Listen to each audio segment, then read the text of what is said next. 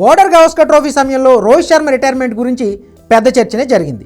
దాదాపు ఏడాదికి పైగా పేలవ్ ఫామ్లో ఉన్న హిట్ మ్యాన్ ఇక టెస్ట్ ఫార్మేట్కు గుడ్ బై చెప్పే టైం వచ్చిందన్న అభిప్రాయం గట్టిగానే వినిపించింది.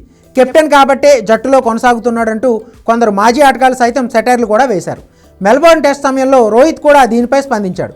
తాను రిటైర్ కావడం లేదంటూ స్పష్టం చేశాడు. కానీ బోర్డర్ గవాస్కర్ ట్రోఫీ జరుగుతుండగా చోటు చేసుకున్న కొన్ని కీలక విషయాలు తాజాగా వెలుగులోకి వచ్చాయి. ఒక దశలో రిటైర్మెంట్పై రోహిత్ నిర్ణయం కూడా తీసుకున్నట్టు తెలుస్తుంది. అతని సన్నిహిత వర్గాలు ఈ విషయాన్ని వెల్లడించినట్టు ప్రముఖ జాతీయ మీడియా సంస్థ పేర్కొంది. 4వ టెస్ట్ అనంతరం హిట్ మ్యాన్ వీడ్కోలు పలకాలని నిర్ణయించుకున్నాడని తెలిపింది. మెల్బోర్న్ టెస్ట్ తర్వాత రోహిత్ రిటైర్మెంట్ నిర్ణయం తీసుకున్నాడని, కానీ అతని సన్నిహితులు అతని మనసును మార్చారని తన కథనం ద్వారా వెల్లడించింది. లేదంటే ఆస్ట్రేలియా పర్యటనలో మరో రిటైర్మెంట్ను చూసేవాళ్ళమంటూ హిట్ మ్యాన్ సన్నిహిత వర్గాలు తెలిపాయి.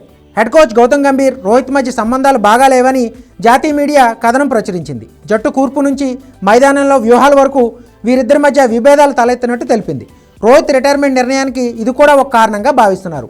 వ్యక్తిగతంగా ఫామ్ కోల్పోవడంతో టెస్టులకు గుడ్ బై చెప్పాలని రోహిత్ అనుకున్నప్పటికీ గంభీర్తో సమన్వయం కుదరకపోవడం, పదే పదే ఇద్దరి మధ్య భేదాభిప్రాయాలు రావడంతో రిటైర్మెంట్పై నిర్ణయం తీసుకున్నాడంటూ కథనాలు వస్తున్నాయి.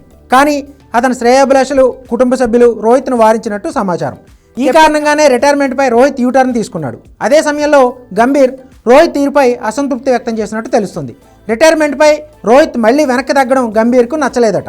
ఇక రోహిత్ మాత్రం టెస్టుల్లో కొనసాగేందుకే డిసైడ్ అయ్యాడు. గంభీర్ అసంతృప్తిగా ఉండడంతో హిట్ మ్యాన్ సిడ్నీ టెస్ట్ నుంచి తనంతటి తానుగానే వైదొలిగాడు. అప్పట్లో ఇది హాట్ టాపిక్గా మారింది. ఆస్ట్రేలియా పర్యటనలో రోహిత్ దారుణంగా విఫలమయ్యాడు. 5 ఇన్నింగ్స్లో కేవలం 31 పరుగులు మాత్రమే చేశాడు. అలాగే అతని కెప్టెన్సీలో భారత్ గత 8 టెస్టుల్లో 6 ఓడింది. తాజాగా బోర్డర్ గవాస్కర్ ట్రోఫీ వైఫల్యంపై బీసీసీఐ చేసిన రివ్యూ సందర్భంగా ఈ విషయాలు వెలుగులోకి వచ్చాయి. ఓవరాల్గా గంభీర్, రోహిత్ మధ్య విభేదాలు ఉన్నట్టు తేలిపోయిన నేపథ్యంలో ఛాంపియన్స్ ట్రోఫీలో టీమిండియా ఎలా రాణిస్తుందనేది ఆసక్తికరంగా మారింది.